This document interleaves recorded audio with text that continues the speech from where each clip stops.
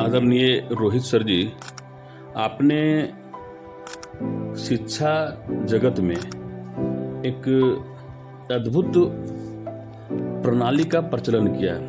हमें नहीं पता है कि आपने जो प्रारंभ किया है एक स्विफ्टिस नाम का चीज़, वो पहले से चल रहा है या अभी आपने ईजाद किया है?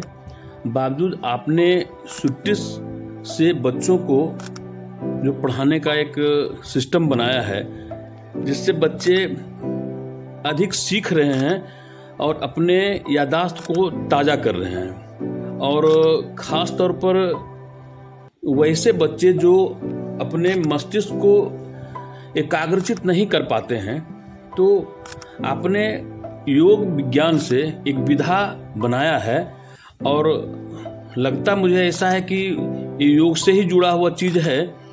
तो आप स्विफ्टिस के बारे में बताने का कष्ट करेंगे, चूँकि स्विफ्टिस हम लोगों ने अपने जीवन काल में कभी सुना नहीं था और हम उम्मीद करते हैं कि लगभग लोग नहीं ही सुने होंगे। ये शिक्षा का एक अलग प्रणाली है, कैसे क्या करते हैं ताकि बच्चा जो है सो ज़्यादा सीख पाता है। आपने कम शब्दों में बच्चों को बता करके और अधिक याद करने का क्षमता पैदा कर दिया। ये बहुत बेहतर कार्यक्रम आपका है। तो सबसे पहले यह बताएं कि स्विफ्टिस है क्या? सर्वप्रथम आप सभी को नमस्कार। आपने बहुत ही एक अच्छी बात आप हमारे सभी देखने वाले जो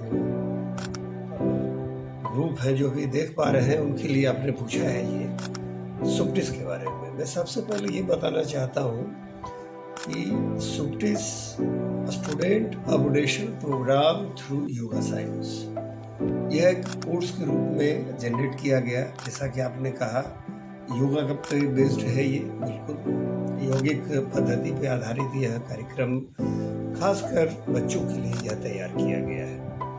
सतीश जी, मेरा मानना था जब मैंने इसका निर्माण किया था उन बच्चों के लिए कि खासकर बच्चे एकाग्रचित्त होकर उन कठिनाई से भरे हुए जो सिद्धांत हैं, जो कॉन्सेप्ट्स हैं, जो अक्सर परेशान हो जाते हैं जिस वजह से वह उसमें कैसे अपने आप को कंफर्ट महसूस कर सकें, और बिल्कुल सफल भी हुआ। अब सवाल ये उठता है कि स्विफ्टिस को आगे और कैसे बढ़ाया जाए। इस पर मैं ये बताना चाहता हूँ कि मेरा जो अभियान रहा ये बड़े बच्चों से लेकर छोटे बच्चों सभी पर लागू किया गया और बेहतर ढंग से यह सभी के लिए अच्छा साबित हुआ है। Student upgradation through yoga science में उन सब्जेक्ट को फोकस किया जाता है जिनमें बच्चे अपने आप को कहीं ना कहीं असमर्थ मान लेते हैं, लगता है कि नहीं अब हम इसमें नहीं कर पाएंगे बेहतर, और वहाँ पे ये बहुत अच्छा काम करता है, अपने आप से जोड़ता है। इसका प्रणाली क्या है? आप बच्चों को कैसे इससे ट्रेंड करते हैं? जैसा कि यौगिक पद्धति का जिक्र किया गया, तो बिल्कुल उससे ही पूर्ण होता है ये, उसके सिद्धांत को ही यह पालन किया जाता है। अब कहें कि आसान शब्दों में जो अभी हमारे सुनने वाले और देखने वाले श्रोतागण हैं उनके लिए ये जानकारी होनी चाहिए कि जैसे आप एक साधारण सा एग्जाम्पल आप ले लीजिए।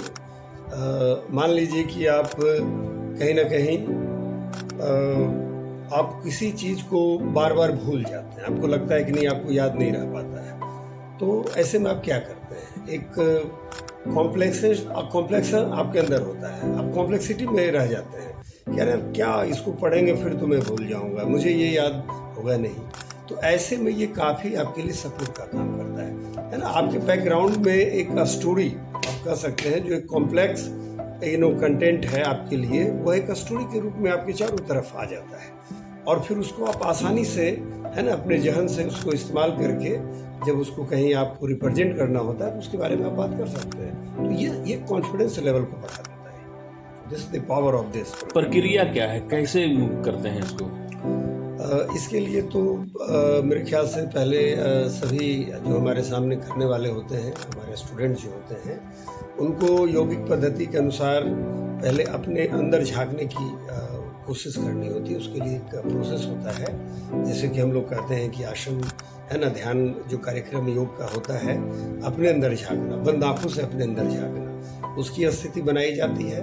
फिर स्वयं इनलाइटमेंट की जो बात हम करते हैं कि अंदर स्वतः प्रकाश जनरेट किया जाता है, एक सेल्फ एनर्जी का बोध कराया जाता है। और इनको हम लोग एक कर्मानुसार है ना, क्रम अनुसार स्टेप्स को उनके सामने हम लेके जाते हैं। जो कभी मौका मिलेगा या एक लिंक हम लोग इस वीडियो के साथ जोड़ेंगे, जहाँ पर कि आप उसको देख सकते हैं, प्रैक्टिस को देख सकते हैं।